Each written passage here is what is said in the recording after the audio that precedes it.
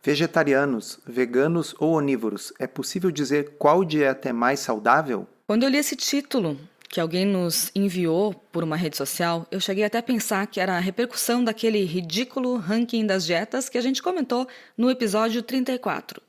Mas não. Essa é a tradução de um site de notícias acadêmicas, The Conversation, escrito por uma diretora de especialização universitária em vegetarianismo e planejamento dietético em alimentação vegetariana.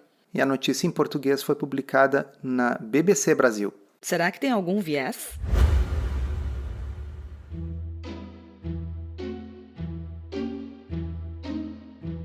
Comida sem filtro. Saúde, low carb, estilo de vida, evidências científicas e, claro, nossas opiniões. Toda semana um episódio novo e gratuito para você. Comigo, Dr. Souto. E comigo, Sari Fontana. Para ser avisado a cada novo episódio e receber as referências bibliográficas no seu e-mail, cadastre-se em drsolto.com.br/podcast.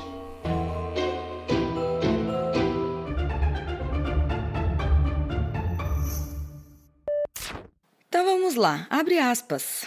Desde 2015, a Academia de Nutrição e Dietética dos Estados Unidos estabeleceu que as dietas veganas e vegetarianas são saudáveis e nutricionalmente adequadas. Eu não preciso dizer para vocês que o painel presente neste comitê que estabeleceu isso em 2015 era cheio de pessoas vegetarianas, muitas das quais inclusive membros da Igreja Adventista, que pratica o vegetarianismo e que teve forte influência desde a fundação da Academia Americana de Nutrição e Dietética. 2015 foi o mesmo ano em que Steven Nissen, que é o diretor de medicina cardiovascular da Cleveland Clinic, publicou um editorial espetacular chamando essas diretrizes de uma zona livre de evidências. Estaremos enviando o link dessa postagem e de várias outras coisas que nós vamos citar no podcast de hoje para quem estiver assinando o e-mail em drsolto.com.br/podcast. É livre, é grátis, basta colocar o seu e-mail lá para receber sempre as notícias aqui do podcast. Porque ao contrário dessa matéria, a gente cita as referências de onde saem as informações que a gente menciona. É, bem colocado. Eu vou citar só um trechinho do que dizia o Dr. Nissen lá naquela época, neste editorial. Um estudo observacional, o Nurses Health Study, estudo da saúde das enfermeiras, é um estudo de Harvard, tá? Gerou uma pletora de alegações questionáveis sobre dieta. Uma publicação do NHS relata que consumir 30 gramas de nozes 2 vezes por semana reduz o risco de câncer de pâncreas em 35%. E outro alega que há uma redução de 33% no risco de doença pulmonar obstrutiva crônica para o quintil de pessoas que consomem a maior quantidade de grãos integrais, gorduras poliinsaturadas, nozes e gorduras ômega 3 de cadeia longa, além de baixo consumo de carnes vermelhas processadas, grãos refinados e bebidas adoçadas. Há ainda outro estudo baseado no mesmo NHS que alega que o consumo diário de mais do que 2 porções de refrigerante adoçado artificialmente está independentemente associado com a duplicação do risco para um declínio de 30% ou mais da função renal. Segue o Dr. Nissen. Este tipo de estudo observacional mal controlado e mal conduzido seria difícil de se publicar na literatura revisada pelos pares em qualquer outra área do conhecimento, que não a nutrição, mas são frequentemente relatados em manchetes dramáticas por organizações respeitadas da mídia. Como essa, que infelizmente foi repercutida pela BBC Brasil, que é, no geral, um veículo confiável, razoavelmente confiável, né? Com exceção dessa área da alimentação e da nutrição, infelizmente. Que é o que você menciona naquele magnífico post do blog Ciência Low Carb sobre o contrarianismo.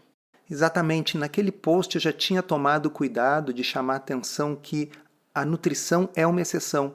Sites respeitáveis, como o Conversation, como o BBC Brasil, como o New York Times, frequentemente, quando falam de nutrição, falam besteiras homéricas. É incrível, por isso que o Nissen deu esse título muito bom para esse editorial. Nutrição, a zona livre de evidências, é um fenômeno sociológico. Quem quiser fazer uma tese de sociologia, doutorado, vai estudar o que acontece com a nutrição, que ela parece ser imune às evidências de alto nível e que estudos de nutrição observacionais cheios de vieses de confusão que, como Nissen diz, jamais seriam aceitos em qualquer outra área do conhecimento acadêmico, na nutrição são publicados em bons periódicos e repercutidos em sites como a BBC. Então, mais uma frase aqui dessa publicação. Outra questão é a sustentabilidade da alimentação, mas isso merece um artigo à parte. Ah, de fato merece. E nós já temos esse artigo em formato de podcast aqui para vocês. Quem ainda não ouviu, pessoal, por favor, Comida Sem Filtro número 7. Comer menos carne não salvará o planeta. Esse argumento de sustentabilidade, desculpa o trocadilho, não se sustenta. Sabe-se que uma dieta onívora balanceada, seguindo as recomendações de ingestão, pode ser classificada como saudável. Ah, quando eu escuto balanceado, já me dá vontade de bater em coisas, quebrar objetos, porque é uma platitude, né? O que significa balanceado? Balanceado é o quê? Balanceado é o que o autor do texto acredita. Balanceado, como ela é... Diretora de especialização universitária em vegetarianismo e planejamento dietético em alimentação vegetariana. Então, balanceado significa isso, o que ela acabou de dizer. Né? Balanceado é sempre o adjetivo que as pessoas usam para descrever o que elas defendem. Mais uma vez, nós temos um podcast sobre isso também. Comida Sem Filtro número 9, dieta restritiva. Por que não? E digo mais, a autora deste texto que nós estamos criticando concordaria com isso, porque a dieta que ela defende é a mais restritiva de todas. Aquela que restringe um grupo inteiro de alimentos, todos os produtos de origem animal. Para ela, uma dieta restritiva, desde que seja a restrição que ela defende, é balanceada. Mas aí no texto ela fala que entendemos essa dieta balanceada como aquela em que não se consome álcool, produtos processados, doces ou carne vermelha mais de uma vez por mês. Carne vermelha uma vez por mês só? De onde é que saiu isso? Isso é o que eu chamo da velha técnica de falar assim como quem não quer nada, no meio de outras coisas óbvias, jogar na parede para ver se gruda. Na verdade, o ditado original é jogar na parede para ver se gruda. Mas enfim, sempre é bom lembrar que existem meta-análises. As grandes meta-análises de 2019 são 5, que foram publicadas no periódico Annals of Internal Medicine sobre carne vermelha. Por que essas meta-análises são importantes? Porque elas foram feitas de acordo com um sistema chamado GRADE, que permite dar um ranking da confiabilidade dos artigos que você está incluindo na meta-análise, de acordo com critérios previamente estabelecidos. E uma dessas meta-análises, que é carne vermelha e carne processada e risco de mortalidade por todas as causas e desfechos cardiometabólicos, tem a seguinte conclusão: a magnitude da associação entre carne vermelha ou carne processada e mortalidade por todas as causas e desfechos cardiometabólicos adversos é muito pequena e a evidência é de baixa qualidade. Então, está longe de poder afirmar que entendemos uma dieta boa como aquela em que não se consome álcool, produtos processados, doces ou carne vermelha mais do que uma vez por mês, porque você não pode colocar carne vermelha sobre o qual praticamente não há evidência, como a meta-análise mostrou, junto com álcool, doces e produtos processados. É tentar botar tudo meio junto, jogar na parede e ver se ninguém percebe que você está misturando coisas que não são misturáveis. Ela continua fazendo isso nesse outro parágrafo. Abre aspas. Assim consumimos carne vermelha quase que diariamente, fazemos lanches com alimentos processados, como presunto cozido, e pensamos que o vinho é saudável porque está incluído na dieta mediterrânea. De acordo com a Agência Internacional de Pesquisa sobre o Câncer, a carne processada é um carcinógeno humano, o que significa que há evidências suficientes para dizer que esses produtos causam câncer, enquanto a carne vermelha é classificada como um provável carcinógeno. Fecha aspas. Essa aí é clássica, ela é sempre utilizada por veganos, vegetarianos, e é fato. Essa Agência Internacional de Pesquisa sobre o Câncer fez isso, houve um bafafá na época, houve e há muita crítica. É um painel de 22 cientistas que votou e decidiu nesse sentido. Então, repito, primeiramente o que a gente vai fazer? Vamos ver o que tem de evidência de alto nível nesse sentido. É uma das 5 meta-análises de 2019. Essa aqui chama-se Redução de carne vermelha e carne processada e mortalidade por câncer e incidência. Uma revisão sistemática e meta-análise. Qual a conclusão deste estudo com o mais alto nível de evidência? Os possíveis efeitos absolutos da carne vermelha e carne processada sobre mortalidade e incidência, e aqui estamos falando especificamente de câncer, são muito pequenos e a certeza das evidências é baixa ou muito baixa. Então, quando você vê as pessoas enchendo a boca para falar, isso parece que são evidências incontestáveis. As evidências são muito poucas e o possível efeito absoluto de uma eventual redução também é muito pequeno.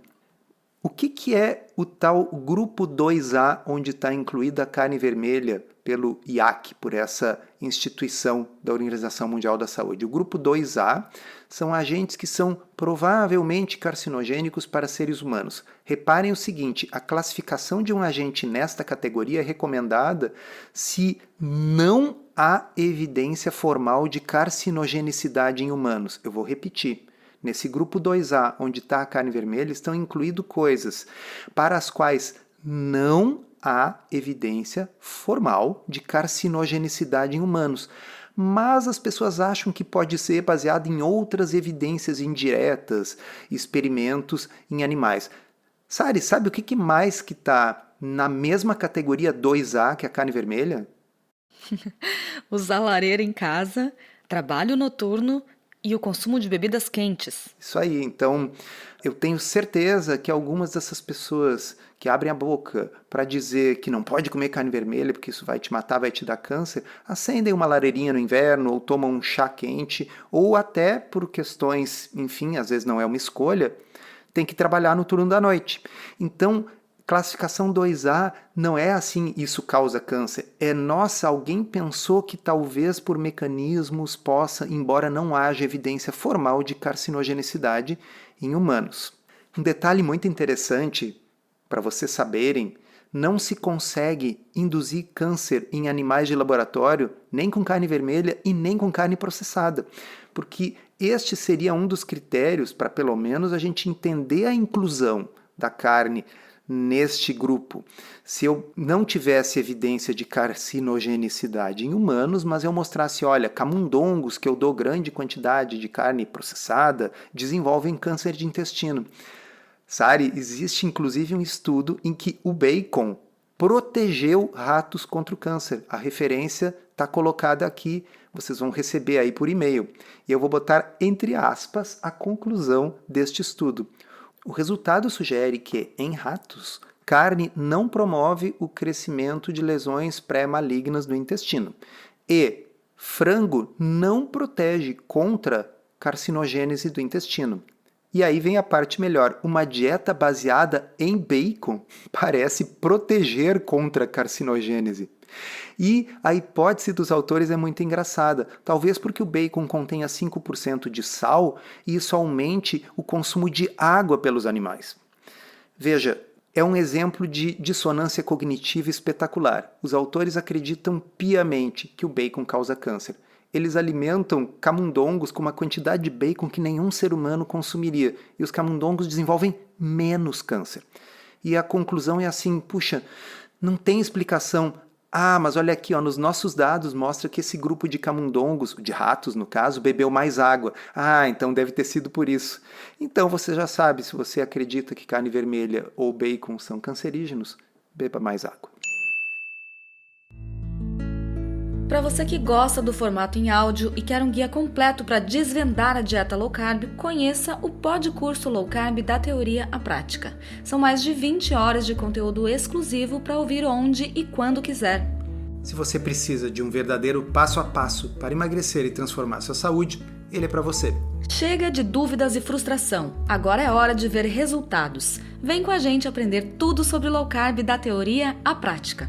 Acesse drsolto.com.br/podcurso.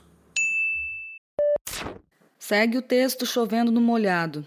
Pesquisas relacionadas às dietas vegetarianas e veganas são relativamente recentes, dado que foi nos últimos anos que se viu um aumento da adesão a esses tipos de alimentação. Bom, primeiramente, isso não é verdade. Tem vários estudos com vegetarianismo publicados há muitos anos. E o grande problema desses estudos é o chamado viés do usuário sadio, porque os indivíduos que seguem esse tipo de alimentação também tendem a beber menos, fumar menos, cuidar mais do peso e da saúde em geral.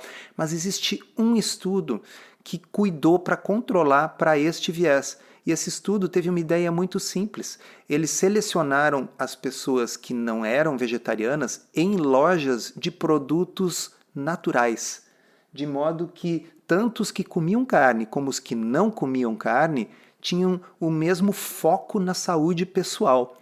Ele foi um estudo com 11 mil pessoas, um acompanhamento de 17 anos, e o que se mostrou é o seguinte: a mortalidade era a mesma comendo carne ou não, mas a mortalidade, tanto nos que comiam como nos que não comiam carne, era a metade da mortalidade na população geral, o que mostra como é absurdamente importante essa questão das pessoas serem focadas na própria saúde ou não. Não tem como você pegar uma população que se preocupa mais com a saúde e comparar com outra que se preocupa menos. É uma coisa que isoladamente é capaz de cortar a mortalidade pela metade. Repito, independentemente de comer carne ou não. A referência também está indo por e-mail para vocês. E aí ela levanta uma hipótese que é aquela velha história, né? Talvez a maior diferença esteja no que elas não contêm, essas dietas, produtos de origem animal com alto teor de gordura saturada. De novo ela, a gordura saturada. Bom, sobre a ausência ou não de produtos de origem animal, a gente já falou. Sobre gordura saturada, tem muita coisa no blog. Quem quiser dar uma explorada, eu aconselho. Mas vamos deixar aqui para vocês duas referências para quem está inscrito aqui na nossa lista de e-mail. Uma delas é uma revisão estado da arte na revista de cardiologia mais importante do mundo e que pede por uma reavaliação da questão da gordura saturada na saúde, porque as pessoas têm que prestar atenção na matriz alimentar. Não adianta você comparar nesses estudos observacionais de questionário simplesmente comer gordura saturada ou não, se a maior parte da gordura saturada dos americanos está vindo de fast food, está vindo de sorvete, está vindo de bagels. Isso não é a mesma coisa que comer a sua gordura saturada no chocolate amargo, comer a sua gordura saturada no queijo. E também alimentos naturais como coco, que são ricos em gordura saturada. Bem lembrado, o coco, aliás, é o alimento que contém mais gordura saturada dentre todos. Não existe nenhum produto de origem animal que tenha tanta gordura saturada quanto o coco, e os estudos não mostram associação entre o consumo de coco e problemas cardiovasculares. E o outro estudo que a gente vai deixar aqui nas referências é o Pure, um estudo que foi conduzido em 18 países, um deles era o Brasil, e o que esse estudo mostrou é que o consumo de menos gordura saturada estava associado com uma mortalidade maior. Então, veja, são estudos observacionais, eles não provam causa e efeito, mas até os observacionais simplesmente negam o que essa pessoa está dizendo nesse artigo de opinião. Mas agora ela entra num outro campo aqui, que é aquele dos meios ácidos e básicos. Ela diz que o organismo precisa ser constante em seus processos e o equilíbrio ácido-base é importante para manter a nossa homeostase. A nutrição desempenha um papel fundamental, segundo ela. Alimentos como carnes, peixes, ovos e queijos promovem meios ácidos. Eu acho que era o Einstein que dizia que a ignorância é uma coisa para a qual não há limites. Se não era, bom, a gente sempre diz que o Einstein disse tudo, né? Pessoal, assim, aqui ela mostrou realmente a ignorância. Ou é ignorância ou má fé, mas é uma coisa tão absurda, pega tão mal, que eu diria que deve ser ignorância. Para quem não sabe, ninguém aqui é obrigado a saber, né? Para quem não sabe, nada que a gente come afeta significativamente o pH do sangue. O pH do sangue é altamente regulado. Se você chupar um limão, se você comer um pouquinho de bicarbonato, se você tomar água com gás, isso não vai alterar o pH do seu sangue. O nosso pH do sangue é regulado entre 7,35 e 7,45, ou seja, é uma regulagem na segunda casa depois da vírgula. Isso é feito principalmente pelos rins, também pelos pulmões. Então, quando você consome alguma coisa, entre aspas, acidificante, você está acidificando a sua urina. Quando você consome algo alcalinizante, você está alcalinizando a sua urina. Graças ao rim modular o pH da urina, o pH do sangue fica estável, porque se não ficasse, você morre. Tem uma postagem antiga, 2015 ou 2016, que eu fiz lá no blog, nós vamos deixar o link aqui, que chama-se 2 pesos, 2 medidas. Pensamento crítico precisa valer para todos. Vale a pena dar uma conferidinha. E agora ela coloca um absurdo que eu nem sei se eu entendi, porque ela fala que uma outra doença bem conhecida relacionada à alimentação é a diabetes tipo 2 e que as pessoas com padrão baseado em produtos vegetais têm um risco menor de desenvolvê-la, uma vez que os produtos vegetais atuam sobre diferentes parâmetros, reduzindo esse risco. Quais parâmetros? É muito engraçado porque ela faz uma grande salada. O que acontece? Estudos observacionais avaliando pessoas que consomem uma dieta mais baseada em plantas mostram que isso reduz o risco de uma série de coisas, porque essas pessoas são mais focadas na sua saúde. Por isso que aquele estudo que eu citei lá em cima é importante, porque ele comparou pessoas que consomem carne, mas que também são focadas na sua saúde, porque elas foram pinçadas, escolhidas em lojas de produtos naturais, e essas pessoas não têm um risco maior de desenvolver as doenças. Ou seja, os estudos observacionais estão simplesmente, quando observam pessoas que consomem uma dieta com menos carne, focando nos escoteiros do grupo, os bem comportados.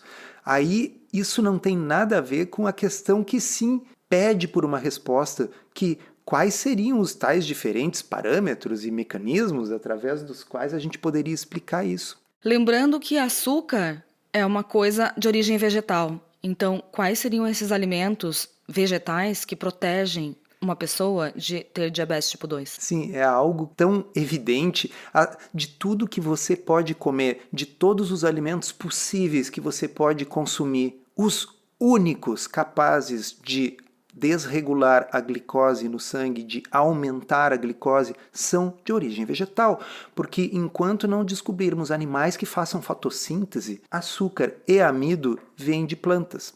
Não só isso, tem o oposto também, que é o fato de que existem mais ou menos 20 ensaios clínicos randomizados de low carb que ou melhoram ou até colocam em remissão o diabetes tipo 2. E esses estudos usam grande quantidade de produtos de origem animal, inclusive carne. Então eu pergunto, Sari, como é possível que algo que ela está dizendo que causa diabetes possa ser usado para tratar ou até eliminar o diabetes? Carne. Não tem o menor sentido.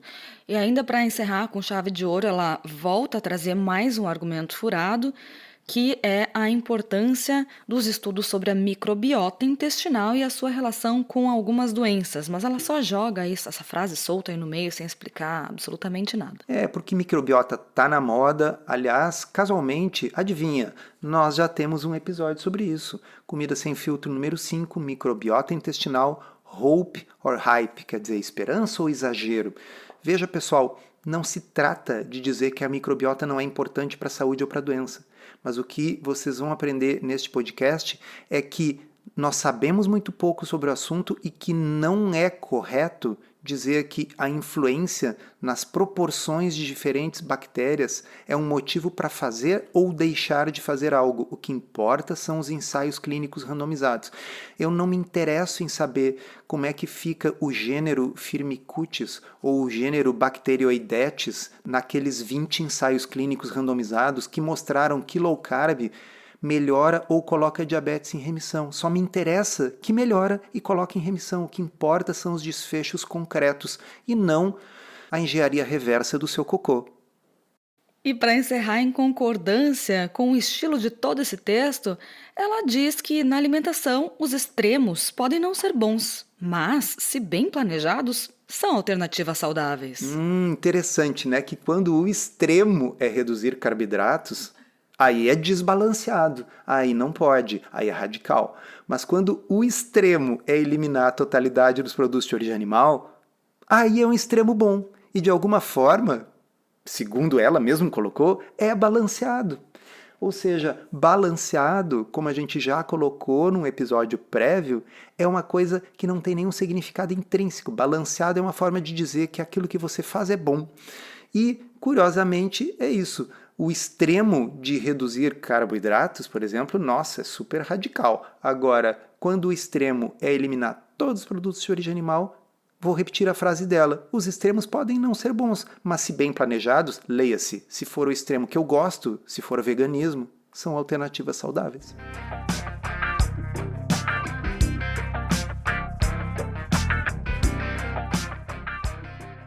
E agora a gente vai responder uma pergunta da Eveline, que é a nossa aluna do podcurso Low Carb da Teoria Prática. Ela enviou um áudio no nosso grupo de alunos lá no Telegram.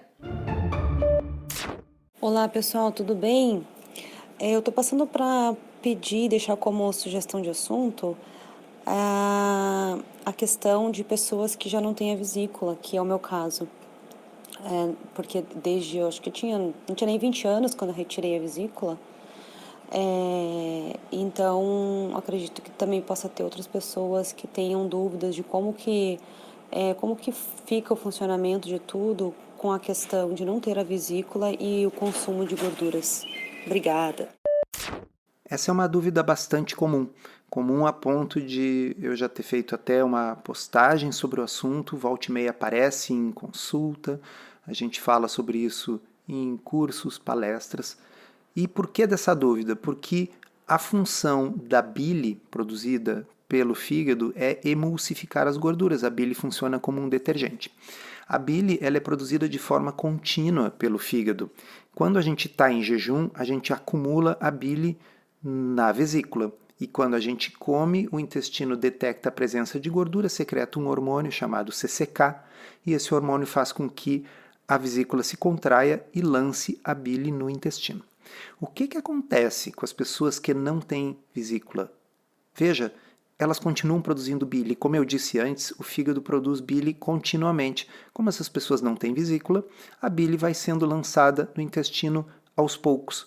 Há uma série de animais carnívoros que consomem, portanto, uma dieta de alta gordura que nem têm vesícula. Então, a vesícula não é uma coisa observada em todo o reino animal ou em todos os carnívoros. Alguns animais têm, outros não têm, o que já mostra que é uma estrutura cuja função não é essencial para que você possa comer uma dieta com mais gordura. Na prática, o que a gente observa é que logo após a retirada da vesícula, algumas pessoas podem ter alguma dificuldade com uma refeição muito rica em gordura. Dificuldade essa que pode ser facilmente contornada simplesmente consumindo uma quantidade menor de gordura ou fracionando isso nas refeições. A esmagadora maioria das pessoas, com o passar do tempo, se adapta e isso passa a ser um não problema. De modo que não há nenhum problema em ter ou não ter vesícula, fazer low carb ou não, e obviamente, se a pessoa se sente mal quando consome uma quantidade grande de gordura, e aqui, importante salientar, o máximo que vai acontecer é, por exemplo, fezes mais soltas ou uma diarreia. Não é arriscado, não é perigoso, não tem problema nenhum. Bom, a pessoa vai ajustar a dieta de acordo.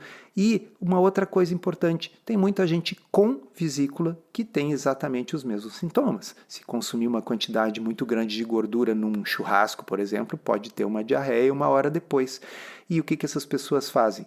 Tentam evitar esse consumo todo de uma vez só, ou, bom, também se acontecer de vez em quando, qual é o problema, né?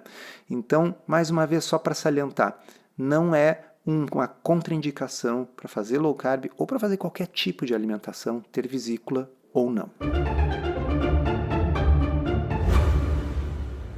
Encerramos assim esse episódio do Comida Sem Filtro, que foi idealizado, roteirizado e produzido por nós. Se você gostou, divulgue para os seus amigos e inscreva-se na sua plataforma preferida para não perder nenhum episódio. As informações contidas neste podcast são apenas para fins informativos e podem não ser apropriadas ou aplicáveis às suas circunstâncias individuais.